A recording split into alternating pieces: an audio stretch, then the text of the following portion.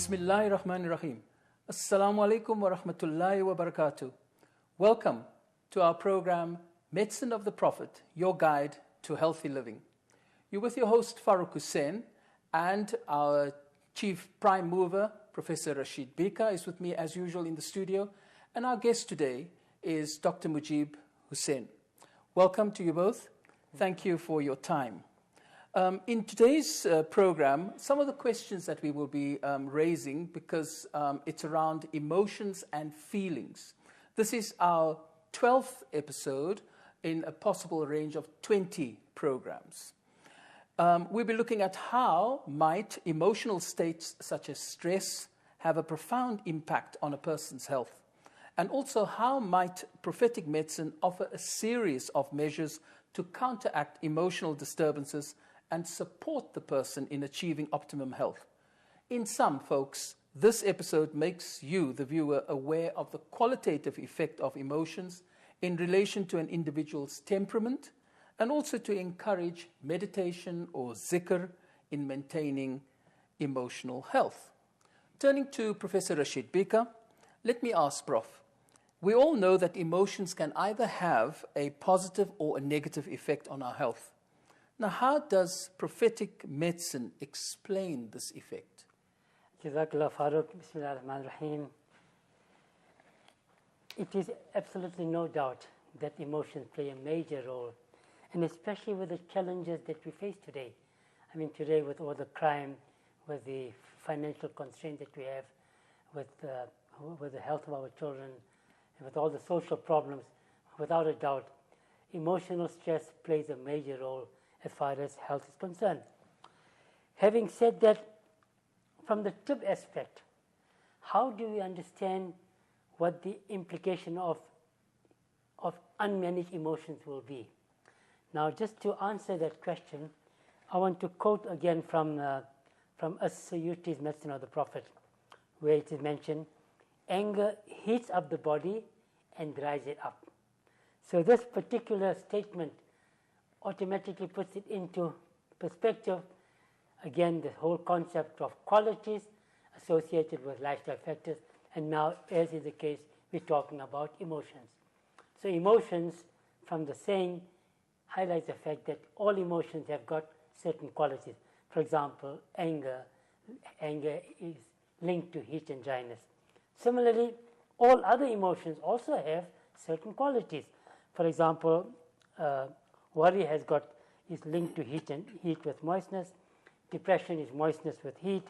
Fear, coldness with moistness. Grief, coldness with dryness. And excitement, dryness with heat. So the answer to the question of how does tib view the effect or the impact of emotions on health, it is via the qualities that each of the emotions exert. Now, of course, being mindful of these particular qualities associated with the emotions, and of course, my colleague Mujib will talk a little further about how this is linked onto the different temperamental types.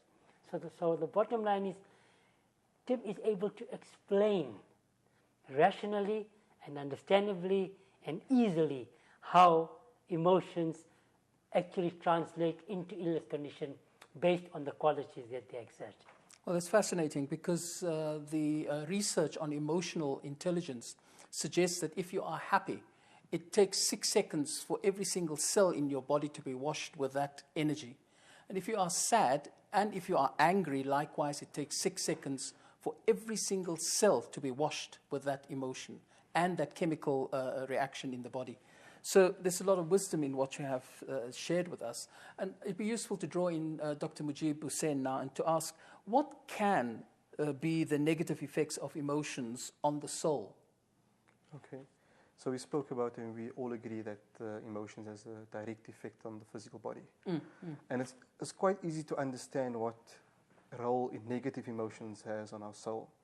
Because we know that within the deen, when we speak about ahadith, and we receive this, the vivid images of Jannah, what it does to the person, it inspires us, it brings us that feeling of bliss, it gives us that feeling of hope.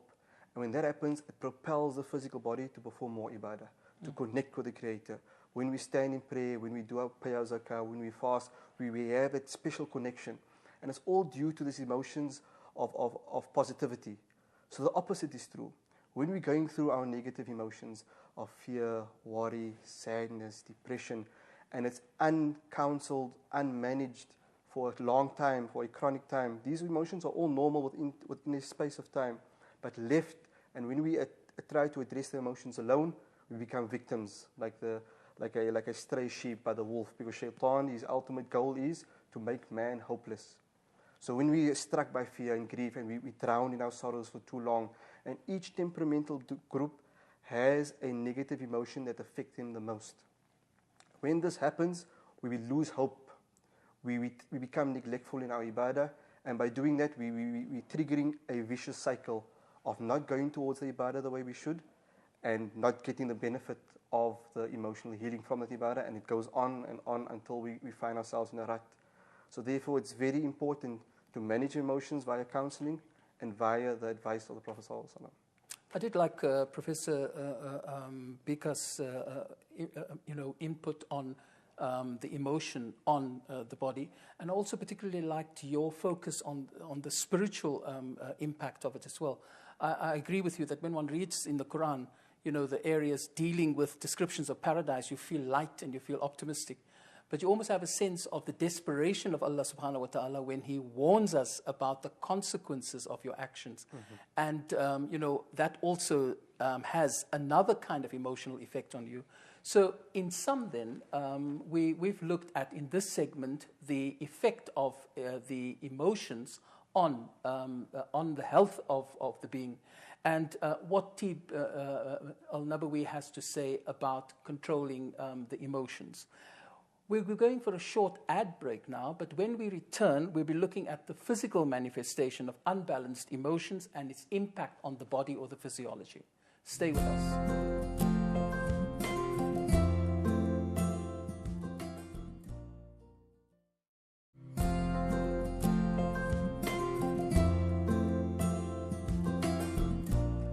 Welcome back, and thank you for staying with us. You're watching Medicine of the Prophet, your guide to healthy living. With me in the studio is Professor Rashid Bhika and our guest, Dr. Mujib Hussain. We're looking at, in this segment, the physical manifestation of unbalanced emotions and its impact on the body. Let me ask Dr. Mujib Hussain, what can be the negative effects of emotions at the physiological or body level? Okay, the effect of negative emotions on the body is instantaneous. We take anger, the explosive type of anger. What happens? Heat is created. In Tib, we recognize it as a hot and dry type of emotion, because within the body, heat rises, the face becomes flushed, the eyes become red, the blood pressure increases, heart rate increases, the blood vessels constrict. And if we look at all of these conditions, it's a recipe for a heart attack. So we find that we'll give the advices to our heart patients: manage your emotions. Many a time we heard of angina patients suffering a loss in the family or sadness and following up with a serious heart condition. So therefore, we have to recognize that there's definite physiological effects at a cellular level of every emotion, especially those that are not managed properly. Let's look at the common emotion today that everybody faces. We all face some type of stress at one level or another. And stress is good because it makes us react, it makes us progress, it strengthens us. But stress on a chronic level, long-standing stress, it's not a good recipe for good health. What happens when one becomes stressed out? The fight and flight response is reacted in the body, meaning adrenaline is secreted, the sugar levels go up. The body is preparing itself for physical exertion to escape a certain type of threat. But today we're facing emotional stresses, we're facing work deadlines, domestic problems, and we're not addressing it in a proper way, and it stays with us over a long period of time, starting to affect the organs because the body's on high alert, the body's on burnout. And what happens? It suppresses our immunity, so we're prone to colds and flus. We become immunodeficient. So it's very important to realize that our emotions has a major role to play in our health. In actual fact, many practitioners will agree that 80% of all conditions has an emotional layer. So we know that if someone is in a good space, a good frame of mind, no matter what terminal illness they would have, their prognosis will be better.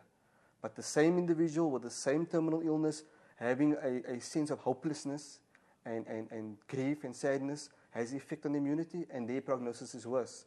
So by explaining this in this method, we can clearly see that emotions has a direct, instantaneous effect on our well-being. So you're not saying that having negative or positive emotions in and of themselves are bad, but it's how you manage it. And also that you cannot define your personality as, an angry person, or as a person whose whole lifestyle is built on hate or envy, or just being reactive. And it'd be useful now to call in Professor Bhika and to ask, Prof, if that is true, then how do you explain all of this from a TEEB perspective? Again, within the context of qualities, it is explained, for example, just as a human being overall has got a certain temperament linked to certain qualities associated. We discussed this in the previous episodes. Now, similarly, every organ of the body also has got a certain ideal temperament with a certain ideal qualitative state. For example, the brain. The overall temperament of the brain has got excess moistness. The reason? It's because moistness is necessary for the electrical impulses which is associated with the brain. Similarly, if you take the heart is a pump, right? It's got an overall quality of dryness because it's constantly pumping all the time, and of course with dryness with some heat. Similarly, if you take the liver which is responsible for metabolism has got the overall quality of heat. Right? So like this, each organ of the body has got a certain temperament with certain qualities. Now these emotions, based on the excess of qualities that they exert, will be in tune or opposed to or leads to excessiveness of the quality changes with the respective organs. So there's a direct link between the emotions and the illness conditions linked to the qualities of the temperament of the different organs. So this is how TIB explains why anger can produce certain conditions. In fact, it was Ibn Sina who did extensive work on the relationship between emotions and the specific conditions associated with different organs. And this was all explained within the context of the qualities associated with it. Wonderful. In support, viewers, of what Professor Rashid Bhika and Dr. Mujib Hussain have just shared with us, I have for you a little clip, which we'll roll now, in which Dr. John Glynn looks at the latest research on how emotion, in fact, affect health.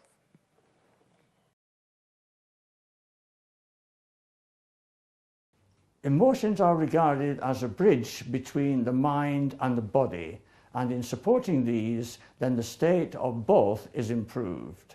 We now know that if a person is going through problems of emotional disturbance, then dealing with it by counseling, by advice, by family discussion is likely to improve the situation. Emotions, when combined with a good night's sleep or with physical exercise, can lead to a much better state of health for the affected person.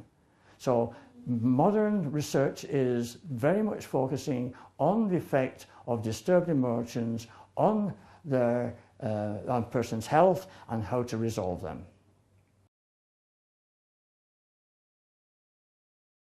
Dr. John Glynn, sharing with us how emotions can affect the body and its attendant, raise attendant health issues.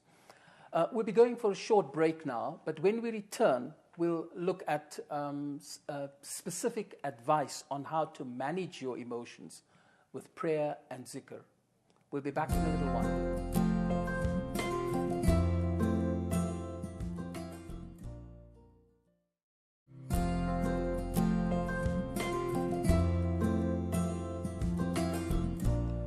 Welcome back. You're watching Medicine of the Prophet, your guide to healthy living. In this episode, and particularly in this segment, we'll be looking at some specific advice on how to manage your emotion with prayer and zikr. I would like to call in Professor Rashid Bhika to share with us, how can people manage, different types of emotions? And of course, it's common knowledge that different people respond in different ways emotionally. And can you explain this from a tea perspective, sir? Certainly, Farooq. Again, as has been mentioned in previous episodes, the importance of dealing with emotions and, in fact, overall healthcare itself is to know the temperament that you have. Because each person has got a certain temperament, and linked to that temperament are aspects related to the emotional attributes of the person. So, for example, we know that a bilious person by nature is towards hot and dry. This person is by nature hot. So automatically this person will be prone to anger. Similarly, a person who is phlegmatic, by nature he or she is a calm person. And of course, sanguinous and outgoing, a typical extrovert. Melancholic person is analytical, introspective. So the importance of knowing your temperament and the associated emotional traits associated with your temperament is key to knowing how to deal with your emotion. So obviously in the case of a person who is bilious, knowing that I am a bilious person, knowing that I am a hot-natured person, must tell me that if I continue succumbing to my emotions, I'm going to do myself a lot of harm. So for this person, doing appropriate breathing exercises, meditation exercises is absolutely essential. You've got to lower your emotional threshold, before it goes overboard. Similarly, in the case of a phlegmatic person, this person is very calm, etc. But they need to be mindful of being too calm and let the moistness level increase to the level that it will lead to depression. So like this, each person, knowing your temperament, knowing the qualities that you are or the emotional attributes that you are predisposed to, you must be aware of it and take the necessary corrective action to live a lifestyle in harmony with yourself, with your temperament, and to make sure that the emotional sort of a disposition that you have doesn't overpower you to the extent that will lead you to illness conditions. Well, very insightful, Professor. And obviously it's knowing your temperament and also using the skills to manage that emotion. Just as a quick aside, easier said than done, but obviously there's no excuse. Because if one is mindful of one's temperament and one knows what skills have been given for one to cope with that through zikr and prayer, then one can actually make sure they do not damage the organs in the body, and that those organs have been given to you as a trust or as a amanat, so it's taking care of your body. And again, coming back to your earlier comments and Dr. Mujib's comments about harmony and balance. But coming now to Dr. Mujib Hussain and drawing you in, sir, what advice specifically can you give our viewers from an Islamic perspective on managing emotions? Okay, clearly stated in the Quran, "Ala bi dhikrillahi tatma'innul qulub," that behold, or verily in the remembrance of Allah, hearts find contentment. So basically every ritual, every obligation, whether it be physical, our 5 times a day salah, the obligation of the tongue, the dhikr of the tongue, the reflection of the mind, all have major emotional benefits. It can basically counteract all ill emotions if we actually contemplate about it. For instance, the salah, 5 times a day, prescribed times, moves us away from our positions of stress. At the workplace, where we're busy with our routines, we break away. When you perform the salah, it's symbolic of throwing the dunya behind us and focusing on one spot. The body's equally balanced and our weight is equally distributed on both feet. The vision is focused on the place of sajda. By doing all of that, already the one stance alone relieves us of a lot of tension, being caught up in a rat race. And we find even the prescribed times when we have to do it fajr, every dawn for our lives, we have to practice the salah. but it's within the movement of the planets and the seasons. So we're in tune with nature. We just have to acknowledge that this is our biggest resource. Our prayers are our biggest resource. And the best place to hand the matter over is in the sujood, where we hand our matters over, no matter what it be. Worry, stress, fear, depression. Once the matter is handed over to the one that controls all events, what better way of relieving stress than that? And if we stick to the prescribed times, when we lose ourselves in our stress, we are reminded about the salah. And that's where we can water down the stress. Then we have the acts of dhikr, whereby in today, in modern day science, they call it neuro-linguistic programming. Positive affirmations said to yourself over enough times become your thought patterns, can be manifest physically. That is dhikr.